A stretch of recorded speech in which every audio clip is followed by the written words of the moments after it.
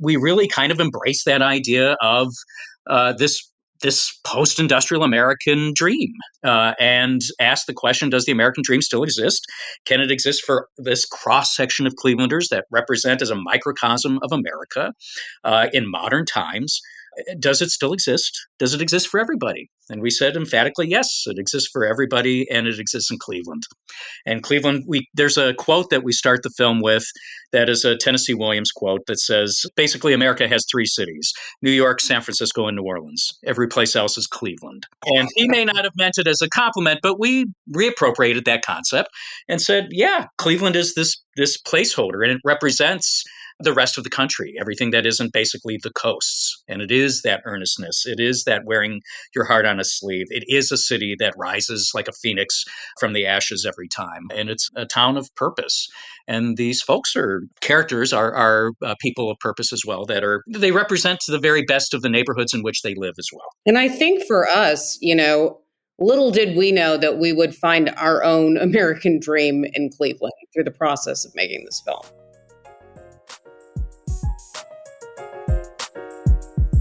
Let's discover what people are building in the greater Cleveland community.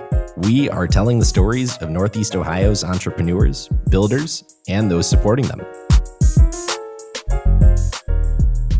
Welcome to the Lay of the Land podcast, where we are exploring what people are building in Cleveland and throughout Northeast Ohio. I am your host, Jeffrey Stern, and today I had the real pleasure of speaking with Keith Gerchak and Marisa Guterman. This is a truly special episode. I always love exploring the parallels between entrepreneurship and of art, and in our conversation today, we get to explore the fascinating journey behind Lost and Found in Cleveland, the upcoming feature film and brainchild of Keith and Marisa, which brings the captivating magic of antique appraisals to the big screen through the powerful narratives of 5 individuals in the quest of the American dream, all grounded in the post-industrial landscape of Cleveland, Ohio. The film showcases a diverse set of historical Cleveland locations and boasts an all-star cast including Emmy and Golden Globe winner Martin Sheen, Golden Globe nominee Dennis Haysbert, Oscar nominee June Squibb, Golden Globe winner Stacy Keach, Independent Spirit Award winner Yvette Yates Redick, and Tony Award winner Santino Fontana. In our conversation, we dive into Keith and Marisa's upbringing, the intersection of their professional paths, and the creation of their production company, Double G Films. We then spend the bulk of the conversation, though, on the decade-long creative process to bring this film to life. From creating, directing, fundraising, casting, and beyond, to the unique role that Cleveland plays both in their art and in their personal lives, the tactical challenges of making a film, the power of storytelling, and a whole lot more. So please enjoy my conversation with Keith and Marisa after a brief message from our sponsor.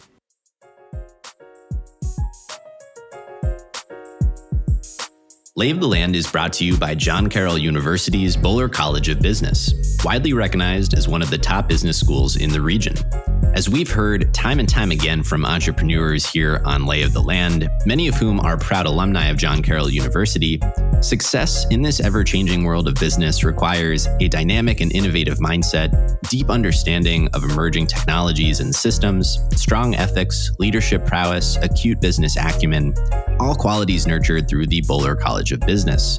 With 4 different MBA programs of study spanning professional, online, hybrid, and 1-year flexible, the Bowler College of Business provides flexible timelines and various class structures for each MBA track, including online, in-person, hybrid, and asynchronous, all to offer the most effective options for you, including the ability to participate in an elective international study tour, providing unparalleled opportunities to expand your global business knowledge by networking with local companies overseas and experiencing a new culture.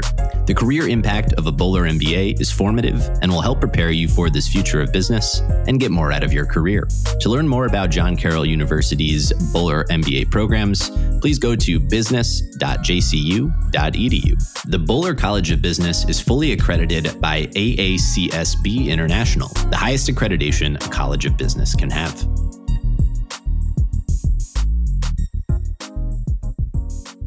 So I was thinking about where the best place to start would be. And I remember, a few years back when both of you had reached out explaining that you've been, working on this cinematic love letter to your hometown here in Cleveland. Yeah. And we met up at Phoenix Coffee over in Ohio City, and we had a conversation along the lines of the one that I hope we can have with a broader audience here today. We exchanged some Cleveland stories. You told me about your lives, how your paths crossed, the realities and challenges of making a movie, particularly oriented around fundraising at that time, but all grounded really in this, authentic desire to tell this Cleveland story that needed to be told. And so I hope we can capture a bit of that story behind these stories today. We'd love it. I mean, that's our favorite story to tell.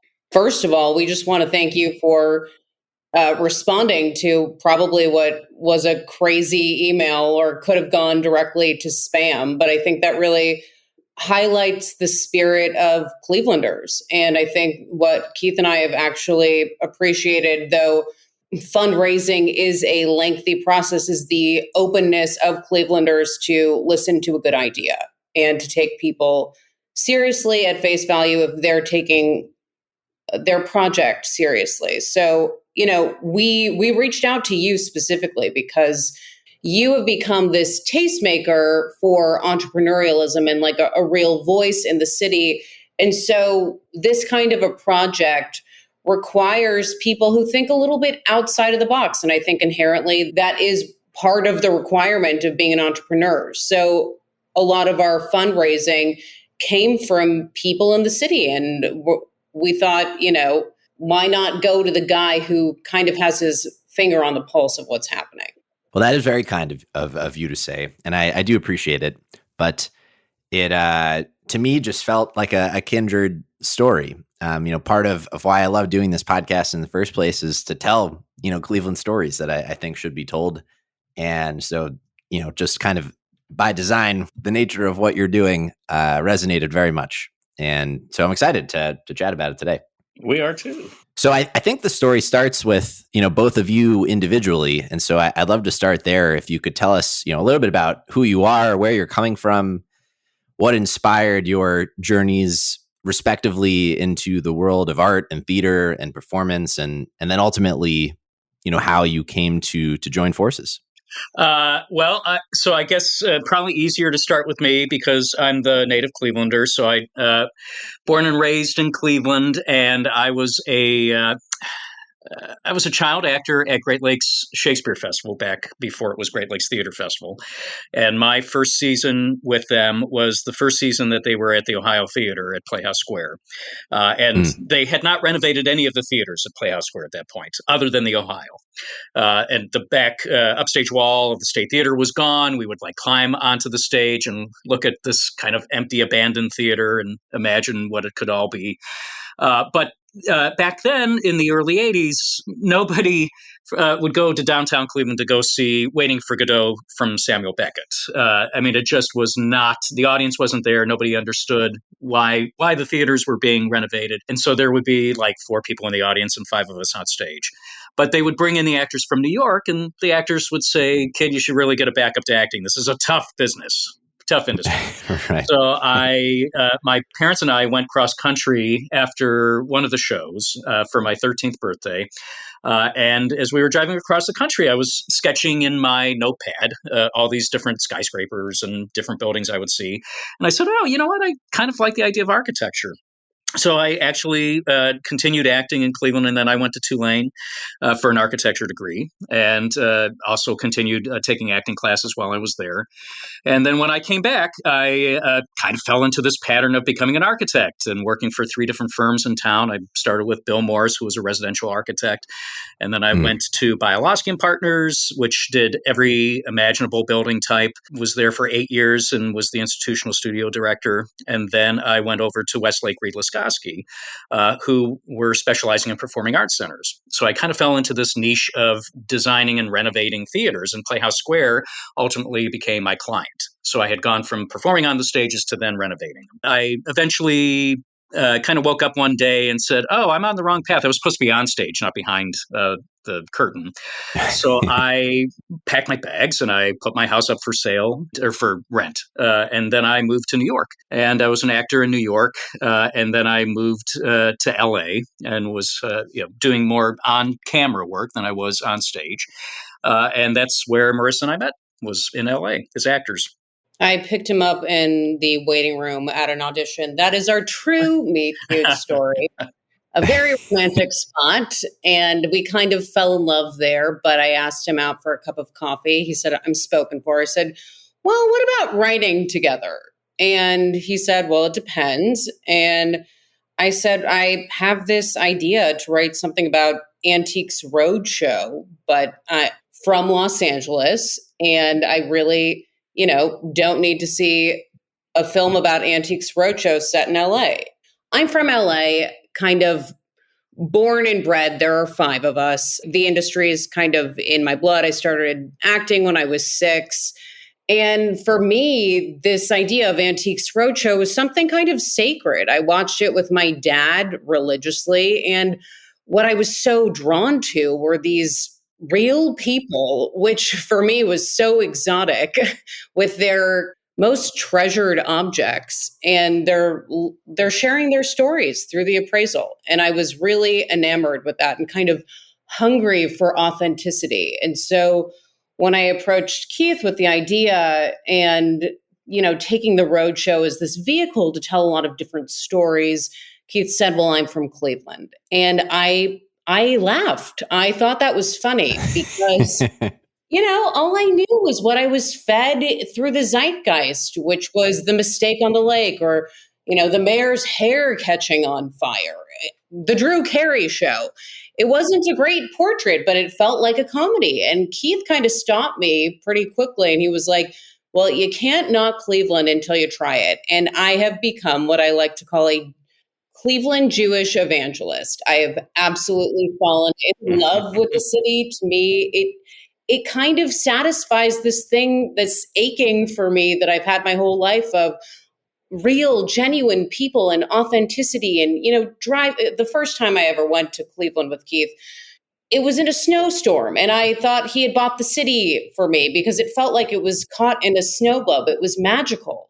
Driving through the flats, I was so just awe-inspired by the power and majesty of these buildings and these structures that felt like temples to industry. And I was so connected to really the American spirit. So the thought of the film originally had been, well, this is a comedy. But the more we talked about the film and the more I got to know Cleveland, the earnestness and the sincerity of the dreams of the people who live in Cleveland just became vital for us. And we didn't want to add to that narrative of how Cleveland has been treated in the media. We really wanted to tell these stories of real people and their dreams and lives. And then, Keith, you took your mom to the William McKinley Presidential Library and Museum in Canton. That kind of kicked off. It did. Well, I called Marisa from the parking lot and I said, the irony here is that William McKinley didn't write anything. So the Presidential Library was empty shelves. There's a planetarium. There's a dinosaur exhibit. There are 2 animatrons of William McKinley and his wife dressed to go to the Pan American Exposition where he was assassinated. So there was a quirkiness and definitely an earnestness to the museum that tonally felt absolutely right for the film. But it also had an exhibit about the Wizard of Oz. And it said that the Wizard of Oz was an allegory about the American dream and that it had Cleveland connections, and that blew our minds. And it said that Dorothy represented the common man and Tin Man the factory workers and Scarecrow the farmers, that Oz stood for ounce because the yellow brick road was the gold standard, and that McKinley was the wizard. And the guy behind the curtain was Marcus Hanna, who was the Cleveland politician, whose house is one of the 3 that are still on Millionaires Row. And he had been the campaign manager for William McKinley to run for president and supposedly was pulling the strings on a puppet president. And we said, this is absolutely fascinating. What if we, rather than doing a best in show, mockumentary style, what if we are telling a modern retelling of Wizard of Oz? What if this is about the American dream in post-industrial America? So instead of Scarecrow and Tin Man and Dorothy, we would have a retired steel plant worker. We would have a mail carrier who lives in Huff. We'd have this little boy and his mom, who's a modern American factory worker working at Mally's Chocolates, and where they live in a little blue house that's under the Hope Memorial Bridge, where there's this symbolism of this kind of hearkening to a past civilization of these Art Deco gods that are offering gifts like objects to the wizards that are in the sky, but kind of feeling like it was a past time.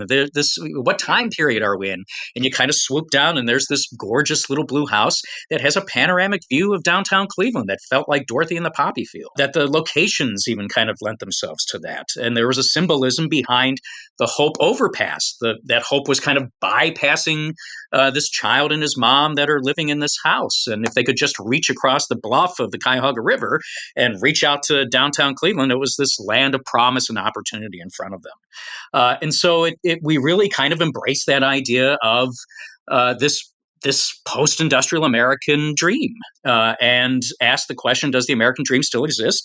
Can it exist for this cross-section of Clevelanders that represent as a microcosm of America in modern times? Does it still exist? Does it exist for everybody? And we said emphatically, yes, it exists for everybody, and it exists in Cleveland. And Cleveland, there's a quote that we start the film with that is a Tennessee Williams quote that says, basically, America has three cities: New York, San Francisco, and New Orleans. Every place else is Cleveland. And he may not have meant it as a compliment, but we reappropriated that concept and said, yeah, Cleveland is this placeholder, and it represents the rest of the country, everything that isn't basically the coasts. And it is that earnestness. It is that wearing your heart on a sleeve. It is a city that rises like a phoenix from the ashes every time. And it's a town of purpose. And these folks characters are people of purpose as well, they represent the very best of the neighborhoods in which they live as well. And I think for us, little did we know that we would find our own American dream in Cleveland through the process of making this film. What do you mean by that? The journey of making the film, when we set out to do it, I don't think we kind of had the blissful naivete that every entrepreneur, I think, needs to blindly walk in with. And I really feel that Cleveland gave us the space for the vision to make this film. Los Angeles really rejected the film. And Keith and I kind of bootstrapped and almost, I want to say, disrupted how independent film is done and brought it to Cleveland. And that's how it was made, through the people, through the spirit of the city, that it kind of emboldened us, that no task, however Herculean, was impossible to achieve, that no person was out of reach, no location, no cast member. And I really feel that I don't know that any other city would have embraced this in the way that Cleveland did. And I don't know, Hollywood's not looking to make films like this. They're ignoring the audience. And I think that's why you're getting a lot of cookie cutter films, or films that speak to a certain aspect of the population but aren't catering to the rest of the country. And I think that having the freedom to come to Cleveland and tell the story authentically for us as people allowed us to make it, and for us as artists helped us make this film. Yeah, I think the parallels between the whole creative process that both of you have underwent in the creation of this film and traditional entrepreneurship, there's a lot to unpack there. And I'd love to spend a little bit of time going through that together. But Keith, you did really, I think, a beautiful job setting the stage for the backdrop and the context of what this film is about. Obviously, there's no substitute for, really watching a film. And we hardly have, I think, the richness of language to relay just through the medium of audio, the kinds of stories that you tell in the movie. But to help paint a picture for those tuning in, and to add some color to what actually transpires, over the film, maybe some behind the scene experiences that give a glimpse into what actually takes place over the course of this film. And we can then talk about, how it is that you actually pull it together and make one. We like to say the making of the film is almost, not quite, but almost as interesting as the film itself. We had a colleague when we started this process that said, you are going to get a master's degree in independent filmmaking by by taking this on. And at this point, we have a PhD. We have gone from teaching assistants to actually teaching the course, and now we are writing the book. We probably wrote the book, and we're on to the second volume. It is fascinating, the process. And sometimes I ask myself, gee, if I had known 10 years ago when we started this, because it has been a 10-year journey, would I have done it exactly the same way with Marisa? Yeah. There isn't a single step in this process where we may second guess ourselves and go, oh, was that the right move? And then we look at it, we say, would have done it all over again. Would have done it exactly the same way. So to talk about the story itself, it is 5 storylines. As a cross-section of the city, which truly is a cross-section of America, that we have all different kind of lenses. And it's a film inspired, like Marisa said, by Antiques Roadshow, and the fact that you are seeing in the PBS series people for 2 minutes, and they tell this kind of very intimate story of their lives through the object that they have either collected or has been handed down to them.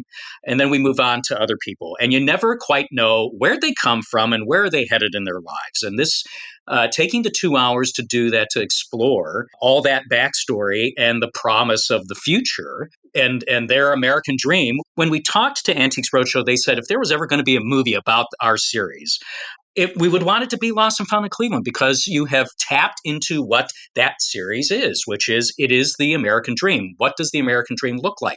And it looks differently for everybody. It's not always the monetary value. That ultimately is what the wizard tells Scarecrow and Tin Man. It's that the answer to your self-worth lies within. And that ultimately is what the film is. These objects are replacing the harder brain. Really intentional about the objects that we picked. Each object, like Keith was saying, is emblematic of the neighborhood that the character is in, or what their personal arc is that they're going to go through in the story. Marty, for example, is our mailman character who Dennis Haysbert so beautifully plays in this film. We can't wait for everyone to see his performance. But he's a mailman in Huff, and we often say, how well do we really know our mail people, our mail carriers? They're carrying dreams of their own. And so Marty collects a glass face collection, which is incredibly metaphoric for how he walks through life, kind of invisibly. But there is a poignancy to that, to a lot of the storylines about legacy, about loss. At the end of the day, it is a holiday film, but this is not a Hallmark film. This is It's a Wonderful Life. This is that idea of that there is a poignancy. There's a bittersweet quality to the holidays. They are a time of remembrance. They're a time of reflection.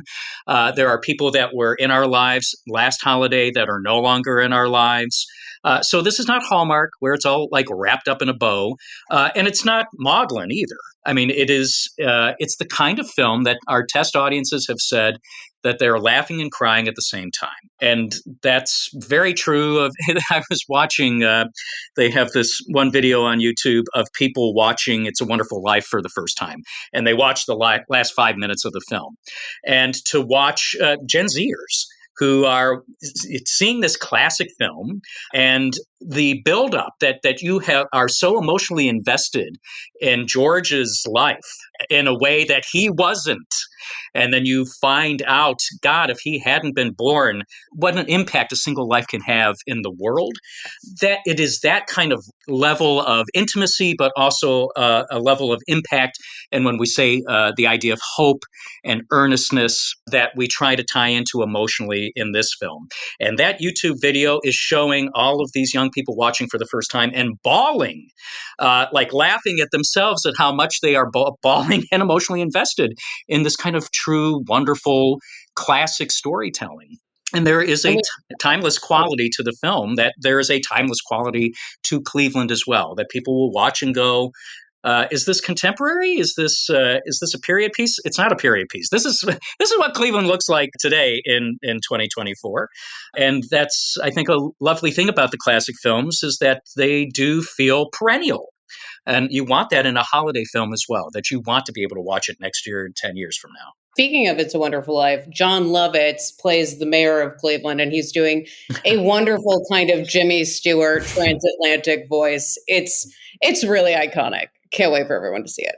I was just going to say, to talk about in general terms, the other characters that Stacy Keach and June Squibb are an older couple.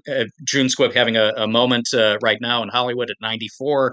Stacy Keach giving an Oscar-worthy performance, but his character entering dementia, and the idea of this couple that have been married for 63 years and you know each other, but do you know each other? And neighborhoods changing around you. They live in Slavic Village and becoming a relic, much like the relics that we own, and not knowing the world as it's changing around you and being able to speak to that. And on the flip side, having this 10-year-old who lives with his mom, who's a single mom, in that little blue house under the Hope Memorial Bridge, and being our kind of Dorothy character, and the quest that he goes on. That each one of these characters are in their own personal odyssey, their own personal quest of self-worth, and who they are, self-identity. But Liza Weil plays the wife of a Cleveland Clinic doctor. Professor Santino Fontana, Tony-winning actor, and Esther Povitsky, who just had Drugstore June that was out in theaters this year, playing a couple that live in the Heights as well. He's a professor at Case. We have the appraisers of Antiques Roadshow, Jeff Hiller and Rory O'Malley. Rory O'Malley's a Clevelander. Christie's appraisers, Loretta Devine, Icon, playing an appraiser as well. Dot Marie Jones, who is the producer for the series, our fictional series of Lost and Found. And we have Mark Wahlberg, but not Mark Wahlberg with an H, Mark L. Wahlberg, who is the actual host of Antiques Roadshow, playing the host of our fictional series, Lost and Found. And we kind of run with that joke of everybody always confuses him with the other Mark Wahlberg, so we've called him Tom L. Hanks in the film. Because Tom Hanks also had his start at Great Lakes Theater Festival, Shakespeare Festival, the season before I did at the Ohio Theater. Did he mention Martin Sheen? Oh yeah, right. Martin Sheen is basically the wizard himself, the granddaddy appraiser, the patriarch of Lost and Found, who is a specialist in glass faces.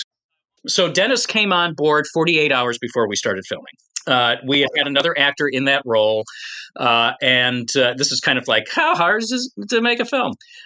We had another actor in the film who had to drop out because his personal family issues. And we were trying to find a replacement that whole day. This was a Thursday. We had just had our production meeting, big passionate speech about making films in Cleveland, and we wear our hearts on our sleeves. And then there's an email from the agent saying, unfortunately, never a good sign when an email starts that way. We spent the day trying to find a replacement cast member, and our choreographer, Martin, Clevelander, hadn't done a film before. There's a big dream ballet in the film for this character of the male character. And he had been texting all day saying, I'm working on the choreographer. I texted back and said, we lost our actor. Don't know what we're going to do. He texted a half hour later and said, what about Dennis Haysbert? And I said, well, of course, that would be wonderful. That's who we wrote the role for. And he said, you have him. And I called and I said, what are you talking about? And he said he had called his best friend.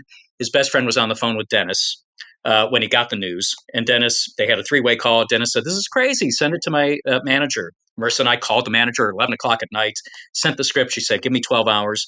12 hours later, Dennis had agreed to do it. And he showed up Sunday afternoon for his wardrobe fitting, starting filming 6 a.m. Monday morning. I mean, and we told him then, Dennis, you've been the dream for us for 10 years in this role. But we had a casting director who said, you'll never get Dennis Haysbert. So we didn't approach him this go around for the film. And I think he was devastated by that. And he said, well, how would she know what I want to do? Why would she make that assumption? And then, Keith, you were talking to Dennis and Martin while we were filming, and Martin kind of shared a similar story. Yeah, Dennis had shared with Martin how he came into the film. And Martin had said, this is your first film, you and Marissa. And I said, yes. And he said, my wife had read the script and she said, you'd be crazy not to do this. And I called my agents and said, I'd be crazy not to do this. And he said that Hollywood doesn't write scripts like this anymore. And it was just a wonderful, they just leapt at the opportunity, both he and Dennis, to have a well-written script that has something to say, that's trying to say something bigger than just a story. This is not just like boy meets girl or what have you.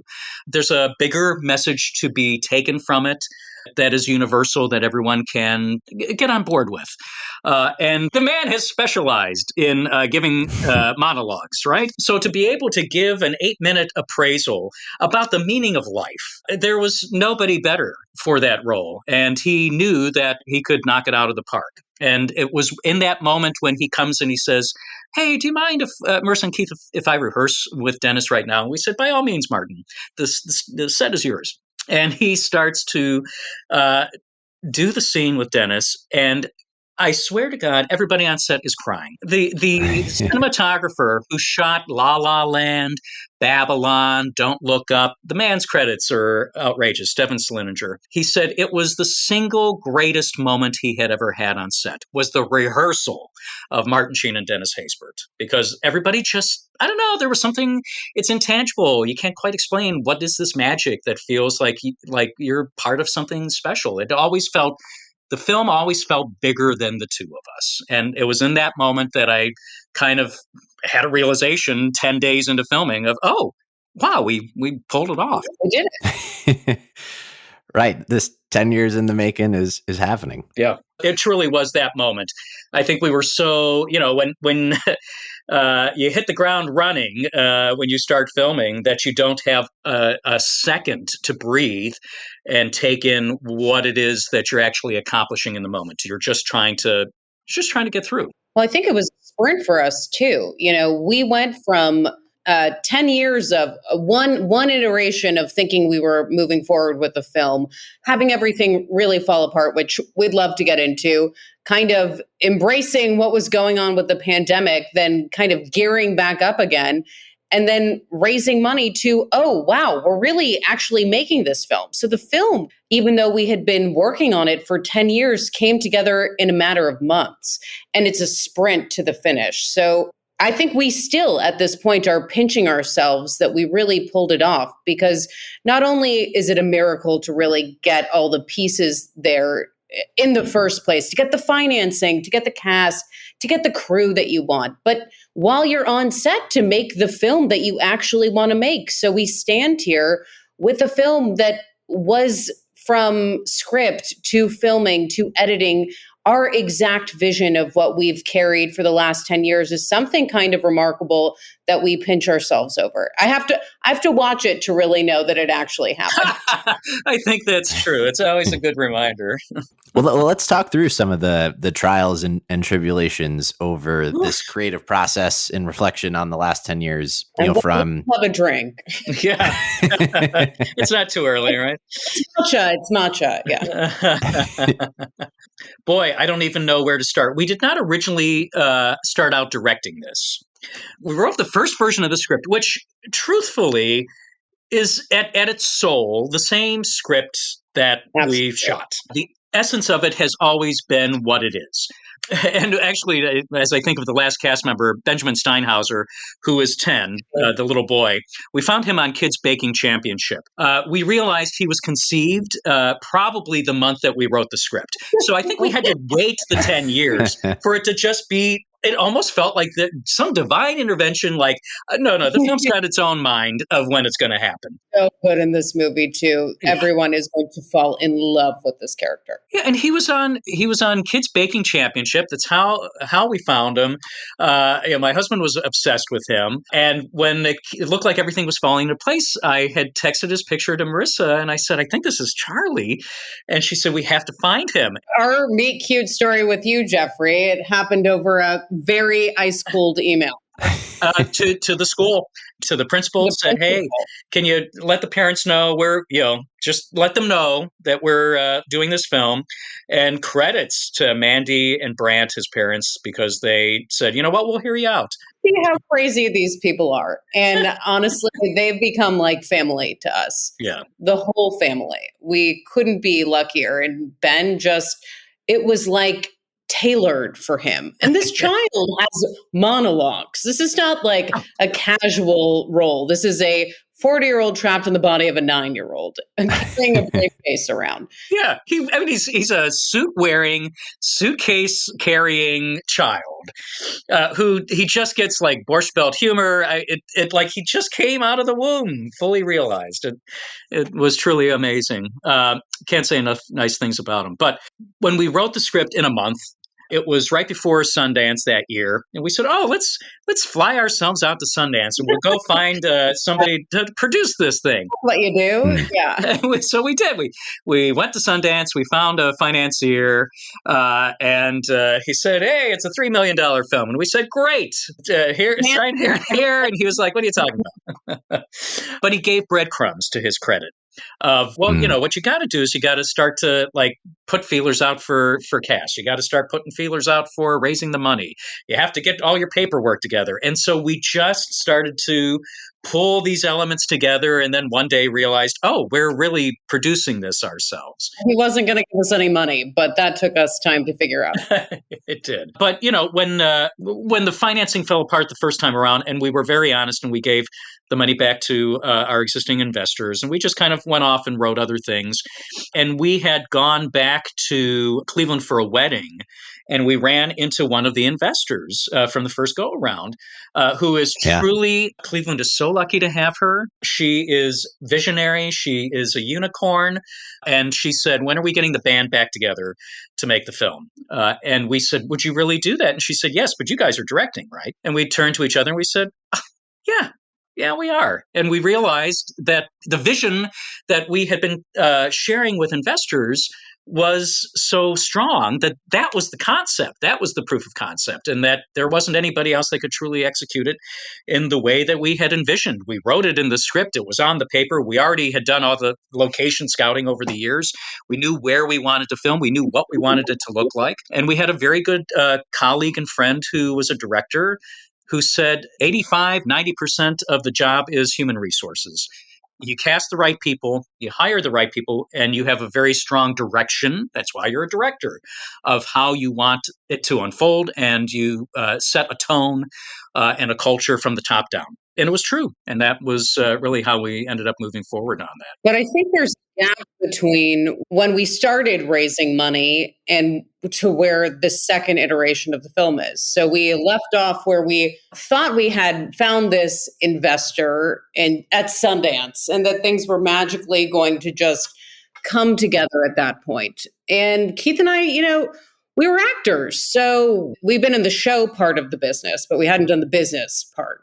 And that was a real education for us. And we got our PPM together. We were an LLC, all of the stuff that was kind of foreign. And we really didn't know about raising money. We had our pitch for the film, and we were used to rejection. I think as actors, and entrepreneurs, that's something that you learn. But the first person that we pitched the film to, we raised $150,000. And so we said to each other, well, this is easy. I can't believe it. And then it took us 6-7 months before we raised our next unit. But originally, we went to Hollywood because we thought, well, that's the organic process. And Hollywood it kind of turned its back on a story about the middle of the country. And it was too ambitious. It was too big and too small at the same time. And Keith and I really appreciated that we were going to have to go outside of the system to do it. And we were really fortunate that Keith had such a wonderful standing history in the city that we kind of started from there. And I remember we were having coffee at the Union Club. This was one of our first meetings. And then we were sitting there, and the guy was lovely that we were talking to, but it was the chance encounter with Liz Falco, who has been a friend. She's a wonderful advocate in the city. She's the daughter of Art Falco, who came over and said, I couldn't help but listen to what you're talking about. I'm moved by it. Like, how can I help? How can I get involved? And that was kind of the kickoff point where there were people in the city who, even though they had never invested in the space, they were invested in Cleveland and changing the narrative there. So, it didn't happen all at once. And we had other sources come in. There's a whole Chinese money component that really is the double shot story, where we were getting, a substantial amount of money out of China. We worked with the U.S. Commerce Department in Shanghai. We cleared 2 levels of Chinese government to pull it out, only to have our broker on the deal then put the money into cryptocurrency. So, we've had every version of a fundraising mishap that you could probably have, throw in a pandemic. But I would say it was the people in Cleveland, the investors in Cleveland, the entrepreneurs there, who, when it was really, really hard to raise money, gave us like the go ahead to keep pursuing this. And I think we really fed off of that, like Keith was talking about when we were at the Cleveland Museum of Art with that particular investor. But this go around, we were lucky enough. I was at the restaurant Toast on the West Side, which I think is closing now. Sad. But I was having dinner with my husband, and there was this group of women, like 10 women, and they were so interesting. And they were talking about their projects and what they were involved in the community and how they could help each other. And I said to my husband, I was like, if I don't go over there, I'm going to kick myself. So I interrupted their dinner, and I was like, I'm sorry, I just have to introduce myself. I sat down with them. It actually turned out to be a book club. And that book club has become one of our most supportive investing groups. And it's a bunch of women who are just really motivated to support the city however they can. But that's the kind of thing I think that could only happen in Cleveland. If I'm going up to a coffee shop in LA of 10 people, they're like, yeah, the door's that way. People aren't willing to hear you in the same way that they are in Cleveland. Lay of the Land is brought to you by Impact Architects and by 90. As we share the stories of entrepreneurs building incredible organizations in Cleveland and throughout Northeast Ohio, Impact Architects has helped hundreds of those leaders, many of whom we have heard from as guests on this very podcast, realize their own visions and build these great organizations. I believe in Impact Architects and the people behind it so much that I have actually joined them personally in their mission to help leaders gain focus, align together, and thrive by doing what they love. If you too are trying to build great, Impact Architects is offering to sit down with you for a free consultation or provide a free trial through 90, the software platform that helps teams build great companies. If you are interested in learning more about partnering with Impact Architects or by leveraging 90 to power your own business, please go to ia.layoftheland.fm. The link will also be in our show notes. It really does feel like starting a company, from the vision setting, recruiting and building a team, the product development, iterating over it many times, the marketing and sales and fundraising, the deluge of rejection. Yes. You never know quite where the breakthrough moments are going to come from, but they come. And I think that what kept us going as well was that we never lost our North Star. We knew where we were headed. We knew what the vision was. And we were, when all else failed, we were experts in our own product. We knew what Lost and Found in Cleveland was. We had the same vision. It was a singular vision shared by the two of us. We live rent-free in each other's brains and mind's eye. And we were thankfully able to communicate effectively to anyone involved or anyone potentially involved, be it on the fundraising end or the execution, whether it was the cinematographer. We got the editor from Marvelous Mrs. Maisel. We ended up with the orchestra for Oppenheimer and La La Land and all of John Williams' films. That was only because there was a passion and a clarity of what the film was and what we wanted to look and sound like that people could get on board with and said, you know what, I believe in the two of you, and I believe in what it is that you are trying to achieve with this product. And that was also helpful to just keep us going through to execution. I do want to talk about like the hairier parts of raising money. especially in Cleveland. Los Angeles has its own challenges, but I think, Jeffrey, when we first connected, Mm-hmm. we bonded over the vision, I think, that we all shared and the potential for what entrepreneurialism looks like in Cleveland for us from our specific lens of film. And as many yeses as we had, there were, 100 times more no's. So the film space in Cleveland, I think, in terms of an investment, required a lot of education. And there was a lot of resistance. And I think people were really used to conventional investing and, the medical industry or real estate, things that were more straightforward. But for what we were doing, it is a startup in nature. And we had to be able to explain and educate as to what a film investment looks like and how to treat this as a business and not just, how the content gets from onto your television. And we faced a lot of challenges from that. And I think there's a lot of vision in the city. And I think then there's a lot of challenges or limitations in the institutional world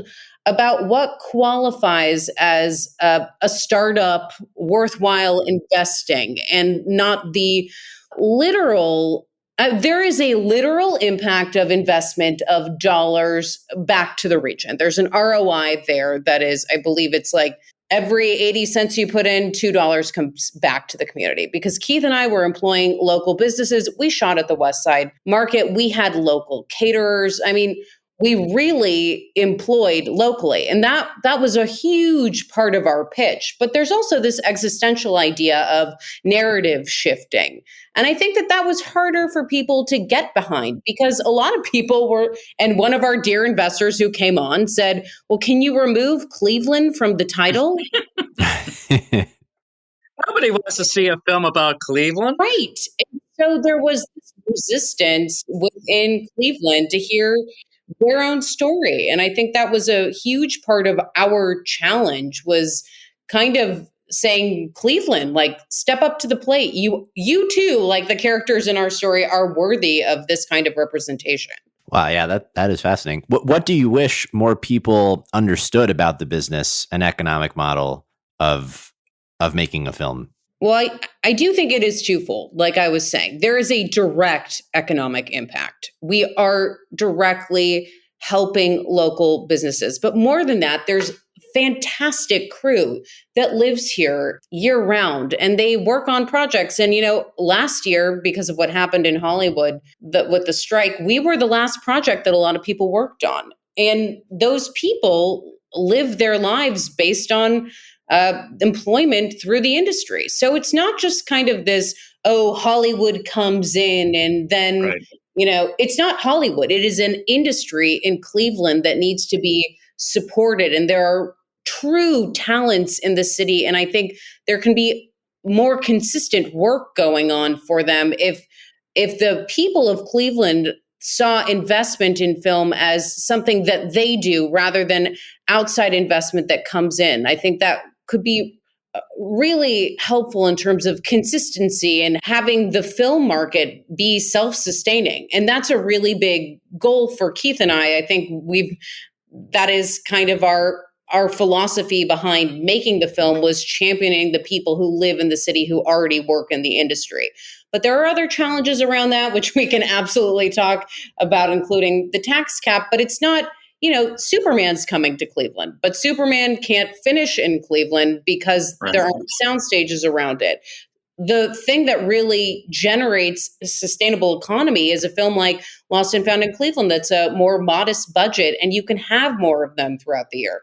So there is this consistency of employment and the chance for the industry to really take off. There are a couple of things, like when you have an independent film like Lost and Found in Cleveland versus those Marvel films that come in, that local crew is bumped up. So like the bench isn't very deep right now in Cleveland because there isn't the sustained it is this attempt to truly have the self-sustaining industry so that you don't end up with a brain drain of this industry. That happens in other industries. But if the flow of that filmmaking isn't supported locally, they will tend to go off to Atlanta or other locations or New York where they can find the work. But they want to have that life that they have created in Cleveland. The interest and the education is there. But you have the big studio films that come in, and they may be lower down the totem pole in terms of the position that they're doing. On Lost and Found, we only brought, I think, 13 total key department heads. So, like the production designer, the costume designer, the cinematographer, everybody else, like second in commands, they were all local on down. And there is something to be said with that you have the CSU film department. So there is the educational base that is there to help feed the machine if the industry itself is supported. And then there is the investment side of things too, where people were oddly really comfortable with investing in theater, but there was a gap for them in terms of investment in film. Theater is far riskier than film. Theater, you can put $10 to $15 million into a workshop for Broadway, and then it has 2 nights on one stage and it closes, and nothing really ever happens with that show. Versus film has a whole life behind it. And possibly because Cleveland has such renowned theaters and Playhouse Square, which we were lucky enough to film at and have our offices at, that was maybe more just digestible for people living there. But there was a hard leap in people understanding that there's a far bigger opportunity to make a profit in film than there is in theater. People invest for different reasons. And there was that leap, like Marisa said, whether it was tech or Broadway, that was a familiar space versus the film wasn't. There is also the civic pride component that people would give to the legacy institutions, be it the Orchestra, Museum of Art. But this was perceived as a one-off entrepreneurial startup where we really were part of an engine. And maybe we were a little bit of a pioneer because we were embracing that mission so strongly of the impact that a single project can have on an industry in a particular location like Cleveland. But we had an investor who said, "Look, the legacy institutions don't need my help. It's a project like Lost and Found in Cleveland that has this sense of purpose that also is a civic pride element that is changing that narrative that Marisa touched on at the very beginning. It's not the mistake on the lake. It is the best location in the nation, as John Lovett says, as the mayor of Cleveland.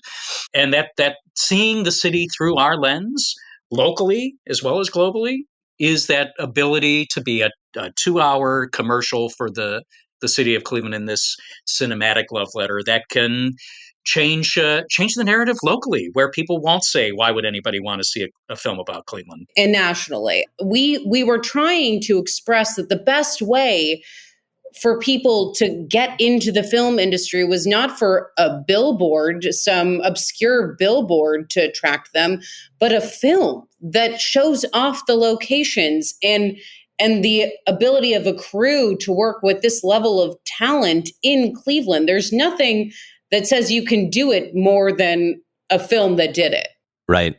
Well, Craig Hassel, who is the CEO of Playhouse Square, who I got to talk with recently, talks specifically about how the vision for Playhouse is to surprise and inspire the world. And that came in the aftermath of a conversation where, the board and those in charge of Playhouse had originally honed in on a message that was to surprise and inspire, Northeast Ohio, and how Craig, kind of brought to that conversation, that's actually not ambitious enough. We can create, world-class arts and performance here. And it should be, to the aspiration of a global audience. And if I could just speak, Craig isn't a Clevelander, and you're not a Clevelander, and I'm not originally a Clevelander. And I think sometimes it takes people on the outside who can look at Cleveland objectively and everything that it has to offer to be like, to remind Clevelanders that this is a world-class city and has the resources. People just have to have the ambition there and belief that it is there. And I do think that outside voices sometimes are the best carriers of that message. Cleveland is worthy of red carpets and national press. I love that. Well, having, I think, ultimately, broken through a lot of these challenges over the making of this movie, I'd love to hear from the other side of it. What are the most salient earned learnings that you have from how to have successfully, ultimately pulled together a very inspiring and eclectic cast for the film, having secured the fundraising, and ultimately having pieced together the product, if you will? Sure. I mean, to speak on the casting, in our first iteration of the film, we had hired a casting director, and I think we had kind of touched on that with the Dennis Haysbert story. But there's a really limited thinking in terms of casting, at least in Hollywood, of people's value and what they'll sign up to do and who you can get. And Keith and I actually ended up doing a lot of the casting the first go round because our casting director was too afraid to reach out to some of these names that we were interested in. So on the second go around, we said, F it, sorry, bleep me, we're going to do it ourselves. Anytime someone has said, this is too hard, or you're dreaming too high for the film, or hasn't believed in the vision, Keith and I have kind of just rolled up our sleeves and we said, well, I guess we're doing this part. What else can we do? And I really think, having written the script, that these roles would resonate with the right actors. So we were offering, and I don't want to throw out a number out of respect for everyone, but peanuts compared to what these people are used to making. So we move forward with an MFN, which is most favored nations offered, knowing that actors, it's not about how much they're making. They want to be treated fairly and as the same as the other actors that they're working with. So that approach really allowed us to kind of build this cast. And it's such an ensemble piece that we just said, we're going for it. We want Martin Sheen. Like, the casting director is going to tell us no. The person that tells you no is the same person that said, you'll never raise the money for this film. You'll never be able to direct this. No one's going to want to see this movie. So we went for who we wanted to get, and we got them. Now, it took some creativity. I probably can't get into all of the nitty gritty with the agencies and how complicated and what a convoluted system that really is. But we navigated it through writing meaningful letters directly to the talent and being really pushy. Because as any entrepreneur knows, one email isn't enough. You got to call, you got to pick up the phone, you got to do whatever you can to make sure that the actor receives the offer.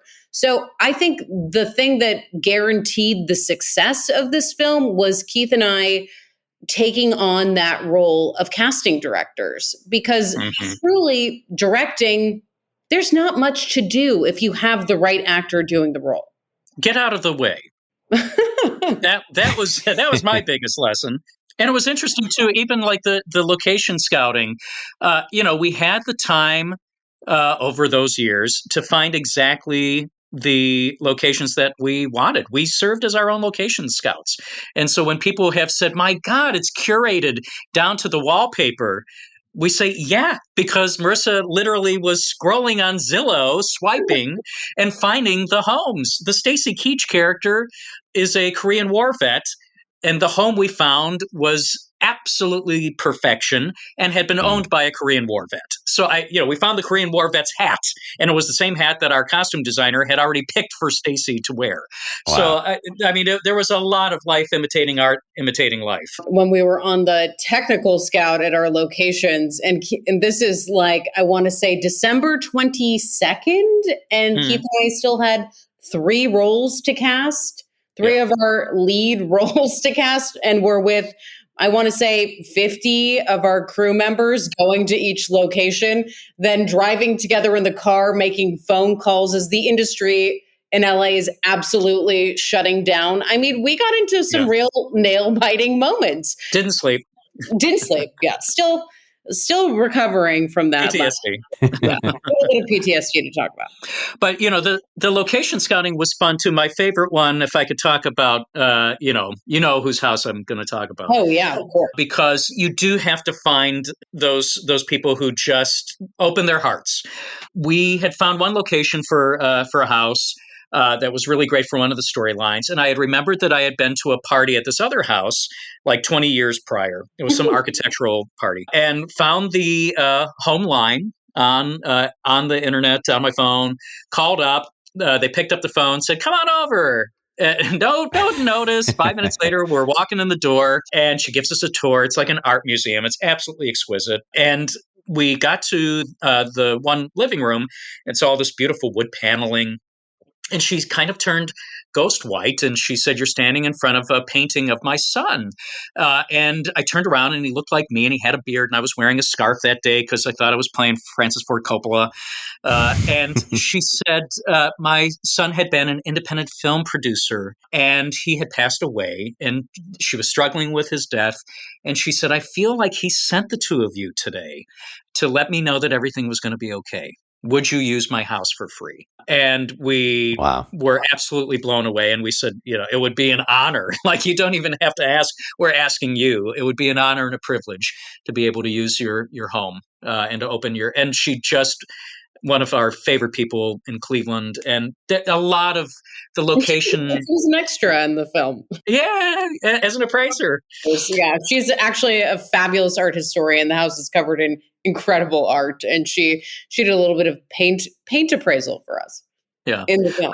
But whenever we would lose a location, we would gain one. And whatever we might have lost, we ended up with something better. And so it is that kind of unwavering faith, even in the most dire.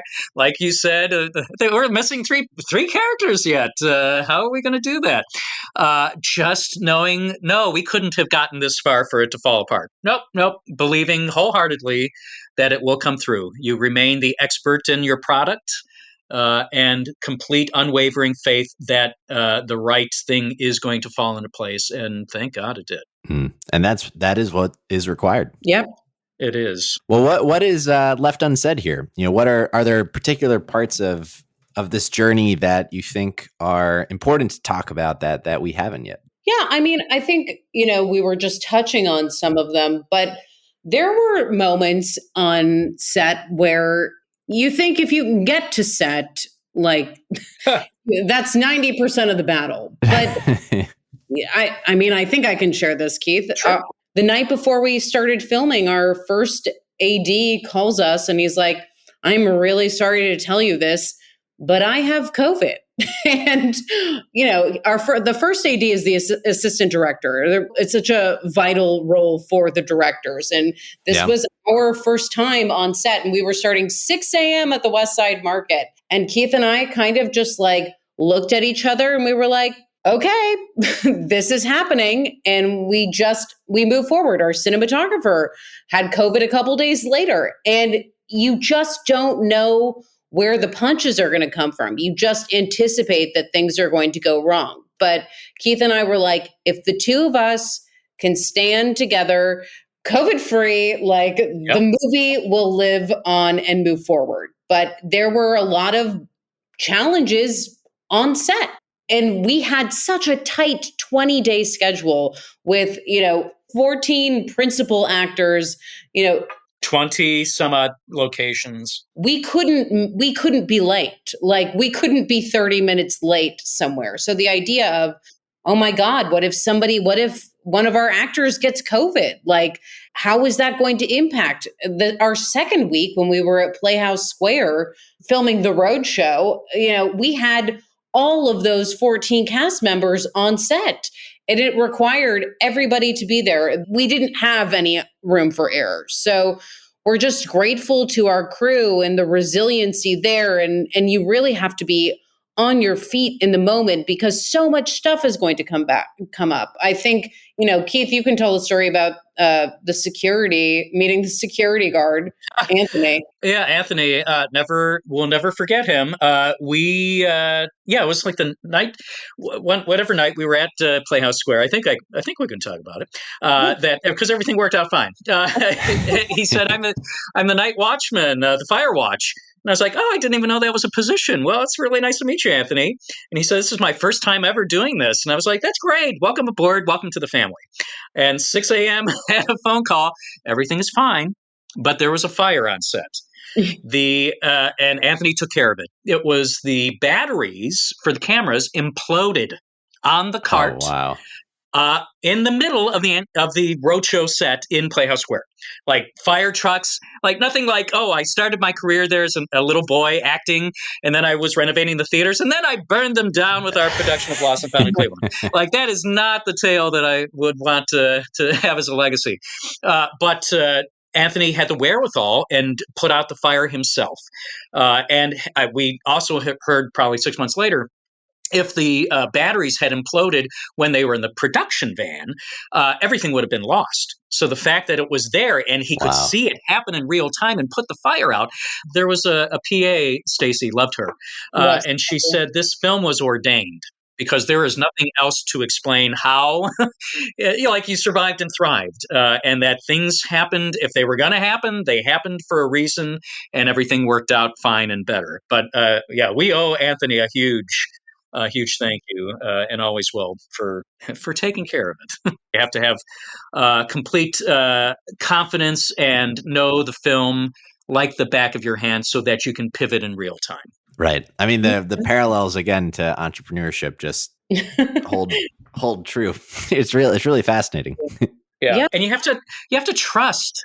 There's just, Marisa and I trust each other implicitly. Mm-hmm. But everybody that you bring on board, there has to be a certain level of trust that they are going to execute and join forces. In our first production meeting, we wanted everybody to hear the story of how the film got to be made and what the film was about, in order for them to kind of believe in this American fable and create that kind of magical, intangible quality. And I think everyone fully embraced how special this film was going to be, no matter what their role was on the film, no matter how small or how big. Everyone went in, and we wanted them to feel like they were really and they were such a huge part of making the film. And they had a sense of ownership.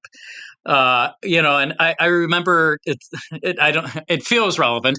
My mom was in the film, and when she arrived on set, she needed the handicap parking, and the PA, Matthew, was out there, and he didn't know who she was, but he took such care with her and my dad of like, hey, let me pull the car up to the door. I'm going to park the car for you. I'm going to come find you and give you your key back. Like, nobody asked him to do that. He didn't know who these people were. And then when my mom came back and she was single-handedly saying, you need to thank your head of hair, your head of makeup. You have to thank Matthew, the PA. Like, they all took care. And she told me exactly like what they had done. And I think we even had given a speech maybe that day of just thanking everybody for that kindness. And that, like I said, that culture that kind of trickles down. It starts from the top down, that it really was imbued in everybody that worked on the project. And Keith's mom is absolutely phenomenal in the film. She is a scene stealer. She is so awesome. And funny. She's like 4'11". She's paired with this guy who's got to be 6'4". It's one of the best scenes of the film. But to just speak once more about how great the crew was, when our cinematographer went down, we were so lucky to just have our camera operator, Ryan Forte, who's local, just kind of step in with this calmness and ease. And there were so many moments like that, countless moments where people just rose to the occasion. And these are local Clevelanders for the most part. Out of those key department heads, these are local Clevelanders who just I don't know. There's something in the water there. Yeah. The genuineness and the passion for the project. That's why I said this film could have only been made in Cleveland. It takes that village and a lot of vision. Yep. Well, and I think you've touched on this, but maybe as a way to summarize to the degree we can. When someone watches Lost and Found in Cleveland, you had mentioned simultaneous laughing and crying reflections on the American dream, this kind of magic experience. What is it that you hope that they walk away with? Is there a particular feeling or message, impact that you'd ultimately like to have with this film? That's if somebody ever asks us to tell us your film in one word, it's hope. And in a world where that's really harder and harder to come by, we can't think of a bigger gift with this film than offering hope. And it's interesting that I think the film is a wonderful reflection of the city itself. That it is sophisticated without being jaded or ironic. It is earnest. It is hopeful. It wears its heart on its sleeve, and those are positive traits. Those are ultimately and intimately watchable traits as well. And if Cleveland and the rest of the world could see the city through our eyes and through our lens and embrace those qualities, I think I think life would be a lot happier. I think this film is going to have a lasting legacy. It's going to become part of people's holiday traditions, something that they can gather the entire family around the couch and put it on every year. In the same way that people do with the Christmas Story.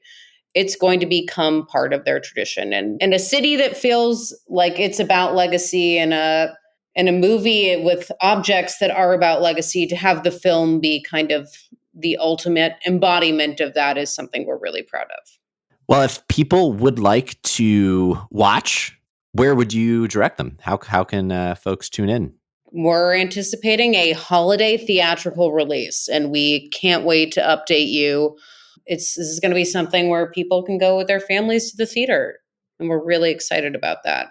And with a film that really immerses you in the story, in this fable, in this world, being able to see it in a movie theater where people can collectively sigh and laugh and cry at the same time, it is just a very special way of being able to experience that film. I'm very excited. I'm very grateful that you're telling these stories. I think it will deeply resonate with folks here and with a broader audience. And I'm excited that you've opted to shine this light on Cleveland. Thank you. Thank you. We're really excited. And like we said at the top, we're really grateful to you for putting this light on people who are really doing important things in the city. Well, I'll pose our traditional closing question, which I would imagine both of you have amazing answers to, which is for hidden gems in the city, for other things that people should know about that maybe they do not. And in a lot of ways, I feel like the whole film is an answer to that question. But exactly. Watch the movie. The Nash comes to mind to me, not to call out like a particular location, but Slavic Village, I think, took on a lot of special meaning to us between St. Stanislaus, which is truly a jewel box of a church, and then the Nash, which is just a piece of history with a bowling alley and the Pink Palace for events and being handed down through families. And even when the families had moved out to the suburbs, they had maintained this foothold in Slavic Village that I wish everybody in town knew that the Nash exists. And the people who work there, Tony, who's run it with his family, it's a legacy. It's gorgeous. It's iconic. I think, as I was saying, somebody from LA, like, I didn't have an appreciation that places like this weren't sets, that they're real. There's just this beautiful nostalgia that is so incredibly powerful in that area. St. Stanislaus is just, it's a jewel box of a church, and it's really absolutely captivating in the film. There will be a guide to the city with Lost and Found in Cleveland that we are excited to share with audiences when the film comes out. And once the film comes out, this happened. We did a private screening for cast and crew, and somebody flew out from out of town to see it. And he could not believe that Charlie, our little boy's house that's under the Hope Memorial Bridge, was real. He thought that was a CGI insert, because it looks like Dorothy's house in The Wizard of Oz, and it's just got the most stunning panoramic view. So I think, when the film comes out, people are going to be driving. It's so close to the West Side Market. It's on Duck Island, and not a lot of people know it's there. Plus, we also got to film it at Bartleby's. That's a big location for us, and they were so generous. It's a really special. If you're looking for a special dinner, we can't recommend it more. Oh, I love Bartleby's. And Morgan is great. Morgan's so wonderful. Morgan was so helpful in us making the film. They let us shoot a dream ballet in it. Mm-hmm. I mean, wow. So generous with their time, shutting the restaurant down. Very cool. And I would say, for anyone listening not in Cleveland, the people of Cleveland are the hidden gem. Amen to that. I do have to second. Yeah. They're the best kept secret. Well, I don't know what I can add to that. That is a great place to wrap. Keith, Marisa, I just want to thank you for sharing your story, for coming on, and for sharing really Cleveland's story. I think this is something that will become a hidden gem in and of itself. So very excited to see it come out. Thanks, you, Jeffrey. Cool. If folks had anything they wanted to follow up with you about, personally, where would be the best place for them to do so? Reach out on our website. It'll have a way to get a hold of us. We have a lostandfoundinClevelandfilm.com as well. And we're trying to do social media on that, but Keith and I kind of are 20th century people, so we're working on building that out. There will be more there soon. Awesome. Well, thank you again. Thanks so much. Thanks, Jeffrey. That's all for this week. Thank you for listening. We'd love to hear your thoughts on today's show. So if you have any feedback, please send over an email to jeffrey@layoftheland.fm or find us on Twitter @podlayoftheland or @sternhefe, JEFE. If you or someone you know would make a good guest for our show, please reach out as well and let us know. And if you enjoy the podcast, please subscribe and leave a review on iTunes or on your preferred podcast player. Your support goes a long way to help us spread the word and continue to bring the Cleveland founders and builders we love having on the show.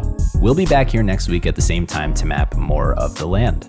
The Lay of the Land podcast was developed in collaboration with the Up Company, LLC. At the time of this recording, unless otherwise indicated, we do not own equity or other financial interests in the company which appear on this show.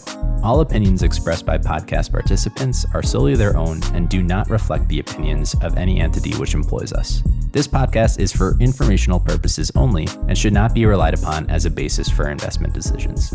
Thank you for listening, and we'll talk to you next week.